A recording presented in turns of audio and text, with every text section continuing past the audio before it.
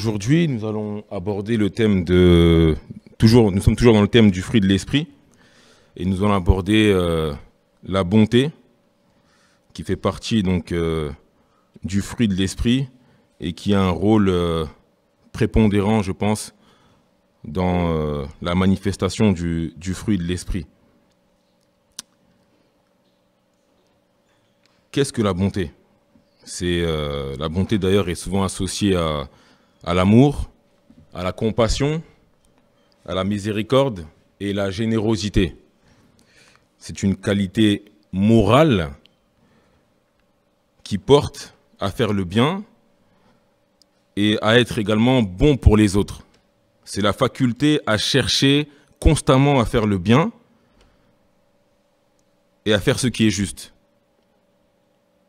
Donc la bonté joue un rôle essentiel parce qu'il est difficile d'être bon sans aimer, sans être patient, parce qu'elle demande également d'être lié à ces différentes choses. D'ailleurs, lorsque l'on lit dans Marc 12, du verset 30 au verset 31, je lis au nom de Jésus, « Tu aimeras le Seigneur ton Dieu de tout ton cœur, de toute ton âme, de toute ta pensée et de toute ta force. Voici le second, tu aimeras ton prochain comme toi-même. Il n'y a pas d'autre commandement plus grand que cela. » Donc cela rejoint aussi les caractéristiques que je viens de définir, qui correspondent à ce qu'est réellement la bonté. Donc c'est vraiment une qualité morale qui porte à faire le bien pour nous et pour les autres. Donc c'est vraiment chercher ce qui est bon pour le monde, quoi, tout simplement. C'est également la disposition d'une personne à être bienveillante, compatissante et charitable. Compatissante, pourquoi ? Parce que c'est chercher à se mettre à la place de l'autre. Lorsque Jésus nous laisse ce commandement qui nous invite à aimer notre prochain, en réalité, il nous demande de nous mettre à sa place. Donc de ressentir ce que l'autre peut ressentir, de chercher à vivre ce que l'autre vit. Et d'ailleurs, même quand on regarde le ministère de Jésus-Christ, c'est réellement ce qu'il a fait pour nous. Donc il est allé à la croix lui-même à notre place. Donc il a cherché à diffuser cette bonté, à diffuser cet amour, à diffuser cette compassion pour nous, pour le monde. Et lorsque l'on regarde dans Psaume 145, verset 9, il est dit « L'Éternel est bon envers tous et sa compassion est sur toutes ses œuvres. » Donc, en réalité, la bonté fait partie de la nature même de Dieu, du caractère de Dieu.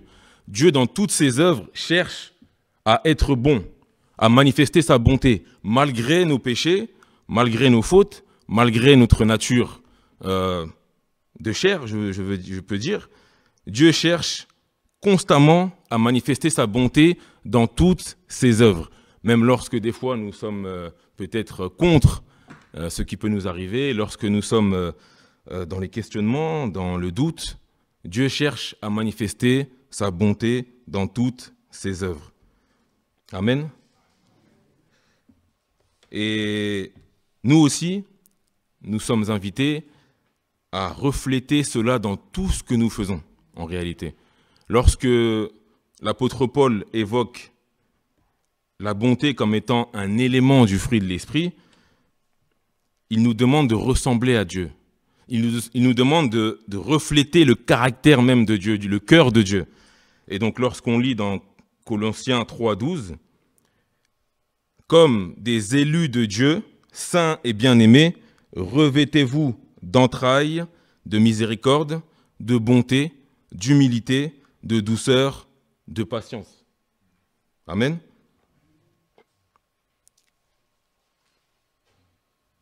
Lorsque nous choisissons de suivre le Seigneur et que nous nous considérons comme des élus, comme ses enfants, nous devons également refléter ce cœur, refléter la bonté dans tout ce que nous faisons. Lorsque nous échangeons avec les autres, cette bonté-là doit être comme un parfum, j'ai envie de dire, comme une trace qu'on laisse dans la vie des autres, comme quelque chose, comme une image qu'on va leur laisser, comme un cadeau quelque part qu'on leur donne à travers tout ce que nous allons faire. D'ailleurs, ce qui est, on va dire, impressionnant avec la bonté, c'est qu'il y a une certaine reconnaissance des autres vis-à-vis de celle-ci. Donc lorsque quelque chose est bon, on a tendance à le reconnaître. D'ailleurs, si on compare le fruit de l'esprit avec le fruit comme tel qu'on peut le connaître, le fruit physique, lorsqu'un fruit est bon, on reconnaît qu'il est bon pour nous. Parce que sa chair est bonne, parce que voilà, il est mûr et il nous donne la force ou l'énergie nécessaire dont nous avons besoin. Et c'est de même avec la bonté au sens spirituel, parce qu'elle est réellement bonne pour les autres. Elle permet aux autres de se sentir mieux en notre présence. Elle permet aux autres de se souvenir peut-être de ce que nous avons pu leur offrir. Et elle peut éventuellement aussi être utilisée par Dieu pour convertir, réellement. On va lire dans Acte 6, du verset 2 à 8. Je lis au nom de Jésus. En ces temps-là, le nombre des disciples augmentant, les hellénistes murmurèrent contre les Hébreux, parce que leurs veuves étaient négligées dans la distribution qui se faisait chaque jour. Les 12 convoquèrent la multitude des disciples et dirent « Il n'est pas convenable que nous laissions la parole de Dieu pour servir aux tables. C'est pourquoi, frères, choisissez parmi vous 7 hommes de qui l'on rende un bon témoignage, qui soient pleins d'Esprit Saint et de sagesse, que nous chargerons de cet emploi. Et nous continuerons à nous appliquer à la prière et au ministère de la parole. » Cette proposition plut à toute l'assemblée. Ils élurent Étienne, homme plein de foi et d'Esprit Saint, Philippe, Prochor, je ne sais pas si je prononce bien, Nicanor, Timon, Parménas et Nicolas, prosélytes d'Antioche. Ils les présentèrent aux apôtres qui, après avoir prié, leur imposèrent les mains. La parole de Dieu se répandait de plus en plus. Le nombre des disciples augmentait beaucoup à Jérusalem et une grande foule de sacrificateurs obéissait à la foi. Étienne, plein de grâce et de puissance, faisait des prodiges et de grands miracles parmi le peuple. Ici, je peux dire qu'il y a peut-être 3 critères qui ont été retenus pour choisir les 7 personnes auxquelles on fait référence ici. Il y a le bon témoignage, la foi et le Saint-Esprit. Le bon témoignage, c'est d'ailleurs, si je donne un exemple, je pense qu'on ne recommandera jamais une personne pour qui, ou en tout cas en qui, on ne trouve pas de bonne vertu morale. Lorsqu'on parle de la bonté, c'est vraiment une vertu au sens moral, dans le sens où on reconnaît chez l'autre la volonté de faire le bien. Et je pense que chacun d'entre nous ici ne recommandera jamais, que ce soit dans son travail ou auprès de ses amis, une personne en qui on ne voit pas de bonnes choses. Ou en tout cas, en qui on ne voit pas la volonté de faire le bien là où il va. Sinon, ce serait peut-être un peu du suicide. Donc, ici, les disciples choisissent 7 personnes en qui ils reconnaissent de la bonté, de la foi et le Saint-Esprit. Et je crois que Dieu veut utiliser chacun d'entre nous, comme il a utilisé Étienne, et il nous demande justement d'activer la bonté. Je pense qu'il ne faut pas qu'on se limite, qu'on pense que non, c'est pour les autres, mais que Dieu peut vraiment réaliser des miracles à partir du moment où on manifeste le fruit de l'esprit. Et la bonté fait partie de ce fruit.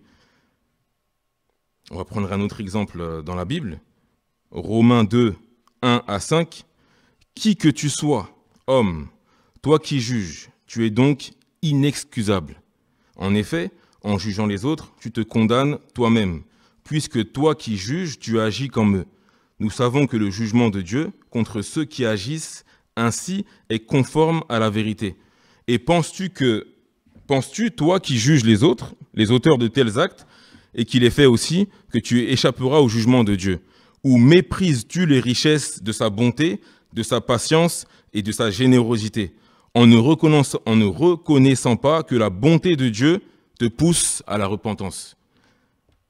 Par ton endurcissement et ton refus de te repentir, tu t'amasses un trésor de colère pour le jour où Dieu révélera sa colère et son juste jugement. Amen. Lorsque je dis que Dieu veut vraiment nous utiliser, en réalité, dans certaines situations, et c'est des fois humain, on a tendance à juger hâtivement, à l'apparence peut-être, au comportement, parce qu'il y a des personnes qui sont réellement perdues dans leur vie et qui peuvent susciter peut-être de la peur, de l'inquiétude ou de la distance vis-à-vis de nous.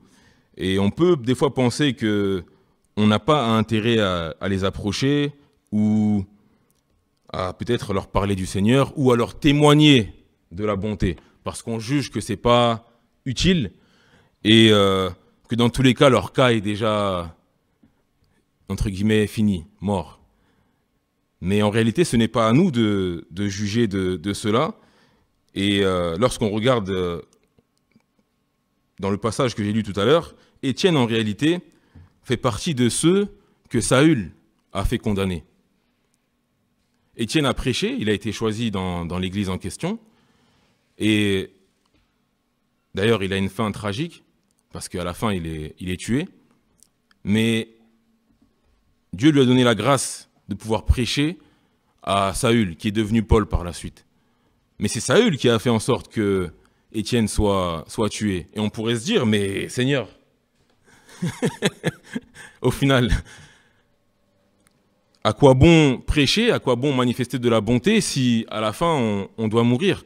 Mais Étienne fait partie de ceux qui ont eu la chance de prêcher et d'être entendus par Saül, et on connaît la suite. Dieu a utilisé puissamment l'apôtre Paul. Et d'ailleurs, lorsqu'on parle de Galates, il s'agit d'une lettre de l'apôtre Paul.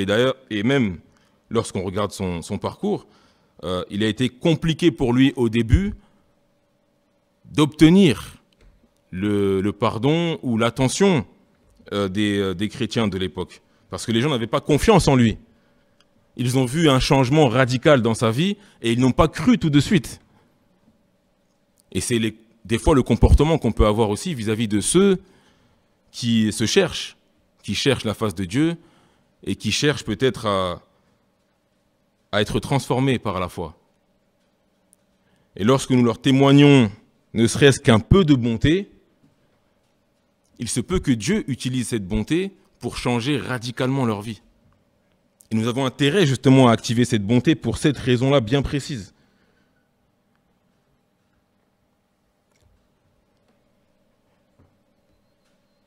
Il y a de nombreux exemples de personnes qui ont à un moment donné manifesté la volonté de faire le bien pour les autres sur les 5 continents, des exemples chrétiens ou non chrétiens, on peut les citer, qui ont sacrifié à un moment donné leur vie, qui se sont humiliés et qui ont accepté de se battre pour la justice, de se battre contre la faim, de se battre contre le logement, en tout cas contre l'accès au logement, au prix des fois de leur vie, simplement par bonté, simplement parce qu'ils ont été à un moment donné touchés par la pauvreté des autres, touchés par l'injustice que certaines minorités pouvaient vivre, touchés par peut-être X ou Y problème, et ils ont accepté de mettre leur vie de côté, simplement par bonté. Simplement par bonté. Est-ce qu'aujourd'hui, si on regarde la ville de Thionville, est-ce qu'il n'y a pas des problèmes qui pourraient aussi nous faire agir par bonté? Peut-être nous frustrer, nous dire, mais Seigneur, nous sommes une église qui est basée dans une ville d'une importance plus ou moins grande, et il y a des gens qui souffrent ici alors qu'il y a une église. Il y a de l'injustice, il y a peut-être des des personnes qui sont perdues, qui sont malades, qui ont besoin d'entendre parler de toi. Et qu'est-ce que nous pourrions faire? Alors ici, je ne veux pas avoir de jugement hâtif, mais simplement, c'est peut-être aussi une remise en question ou un questionnement qu'on pourrait avoir et qui pourrait nous pousser justement à faire le bien autour de nous, à manifester justement cette bonté, cette volonté de manifester le bien dans tout ce que nous faisons, sans rien retenir. Et lorsque je parle de personnes qui ont cherché à faire le bien, qui ne sont pas forcément dans la Bible, on peut même qualifier leurs œuvres de miracles. Je peux les citer si tu me permets, pasteur, mais l'abbé Pierre, par exemple, il a lutté durement pour permettre aux autres d'accéder au logement. Et jusqu'aujourd'hui, son œuvre continue. Et je pense qu'à travers cette œuvre, de nombreuses personnes ont été touchées. On peut citer, en Afrique du Sud, Nelson Mandela, qui est un personnage dont, aujourd'hui, des écoles, des universités portent encore son nom, parce qu'il a lutté contre l'injustice. Il a accepté d'aller en prison pour offrir la liberté à de nombreuses personnes. Je ne sais pas s'il était chrétien, mais s'il était, je suis persuadé que de nombreuses personnes auraient accepté de donner leur vie à Jésus par rapport à son combat. Et des exemples comme ça, il y en a vraiment beaucoup. Et aujourd'hui, nous,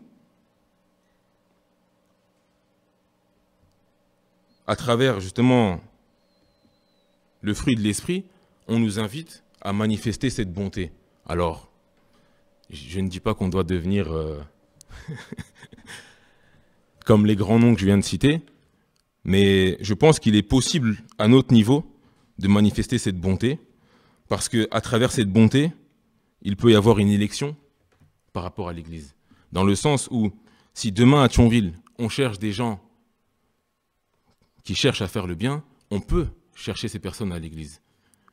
Les autorités peuvent venir à l'Église et chercher des personnes qui, à un moment donné, ont manifesté cette volonté du bien, que ce soit pour la ville, pour les citoyens de cette ville, pour cette région, peut-être pour cette nation, que sais-je. Et que Dieu fasse grâce de nous accompagner le plus loin possible. Mais vraiment, la bonté est quelque part une possibilité pour chacun d'entre nous de manifester la gloire de Dieu dans la vie des autres. Et Dieu veut vraiment utiliser cette bonté pour sauver des vies, pour sauver des âmes.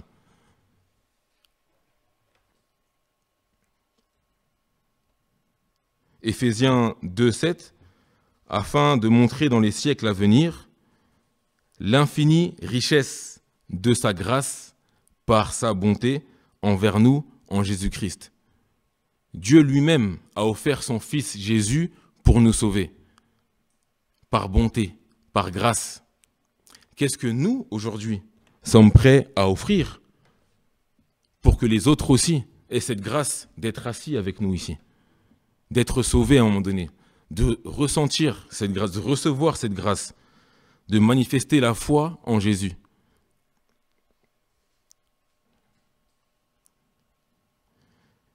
La bonté est un élément du fruit de l'esprit qui est essentiel pour cela, parce qu'elle cherche vraiment à faire en sorte que le bien soit ressenti à travers toutes les œuvres que nous faisons. L'amour sans bonté peut être dangereuse. La patience sans bonté, c'est compliqué aussi. Donc vraiment, recherchons à manifester, tout comme Dieu le fait envers nous, la bonté, le bien, à travers tout ce que nous faisons. Amen.